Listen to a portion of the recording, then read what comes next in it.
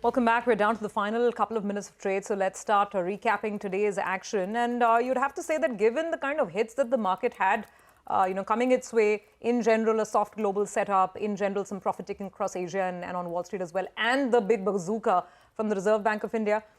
This has been a day which the bulls have tried to weather the best they can. We are ending at the lows of the session. That's something that would, of course, be a little disturbing. The Bank Nifty has actually breached the intraday lows as well. So once again, lows of the day for the Bank Nifty as well. Cut off about 1.5%. Some more selling coming in as we're getting into the weekend. Let's start by looking at the figures and the numbers. And State Bank of India was the worst performing of the lot, down about 4% Axis Bank, ICICI Bank, Kotak Mahindra Bank, cuts between 0.5%. Kotak was like really spared the blushes.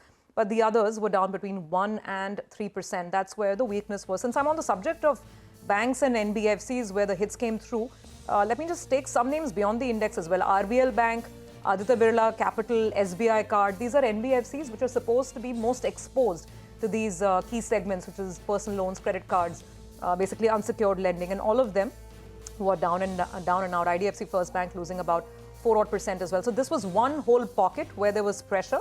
Beyond that, some profit taking coming in on IT names as well. So that didn't help the market's case at all either. Look at Infosys, TCS, the way they're closing out. Look at the way Reliance is closing out. So that little help that you had in the morning from these stocks, that kind of, gave way by the afternoon.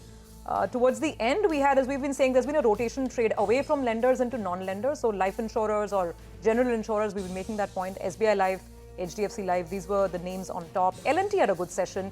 Pretty much along with Lever, it was a lone ranger when you talk about the big boys in terms of keeping the weight balanced. But, Mangalam, we started off the show by saying things look evenly balanced. I guess the end was not so much, tipped more on the red than the green. It was tipped more in the red than the green. But, for the mid-cap end of things, it was slightly better, one would say, because the advanced decline ratio, while it narrowed, it did have more stocks in the green, mildly more than the ones that closed in the red. Around 1,400 were the ones in the red, and they had close to 1,500 in the green itself. But the quantum of gains were a lot more in the mid-cap than the quantum of losses ex-financial. So if you take a look at it, TVS Motors was the top gainer. We had the decent gains come by in Exide, IRCTC, Aurobindo Pharma, HDFC AMC did well as well, so we did speak about it. But among the losers, there weren't many in the non-financial space. Yes, there was an HPCL, etc. But, these have been stocks which have seen big gains behind them already. What did well was the entire railway pack. So, Titagar Wagons, we had Railtel, RVNL, all of them clock in strong gains for this session. Saregama was the other one. Nykaa also stood out with its gains of almost 10%. We did see some weakness in a couple of other names, but nothing really to worry about. Net, it was an even keel for the broader market with a positive tinge. But for the larger indices, it was an even keel with a negative tilt, led lower by the Nifty Bank, which was down 600 points. Absolutely. For the week, actually, mid-caps and small caps, they've had a pretty decent close. Small caps up almost 4% for the week.